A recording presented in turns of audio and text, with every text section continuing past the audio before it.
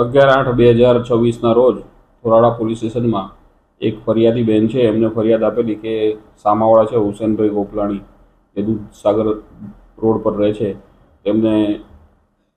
તેમના વિરુદ્ધ એમને ફરિયાદની હકીકત એવી છે કે 3 લાખ રૂપિયા તેમના ઘરના રિપેરિંગ માટે એમને જરૂર પડતા, તેમના પતિને જરૂર હોય, તેમને એમની પાસેથી માંગેલા પૈસા જે 14% વ્યાજના લેખે તેમને આપેલા, અને ત્યારબાદ આ પૈસા બાબતે એમને જે આ કામના સામાવાળા છે હુસેનભાઈ, એમને પૈસાનો ઉપયોગ કરવા માટેનો ફાયદો ઉપયોગ કરી અને એમને અવારનવાર એમની સાથે ઈચ્છા વિરુદ્ધ શરીર સુખ માણેલું અને 2 વખત ઉપરોક્ત સંબંધ રાખેલા છે જેમની ઈચ્છા વિરુદ્ધ હતા, અને એ બાબતે એમને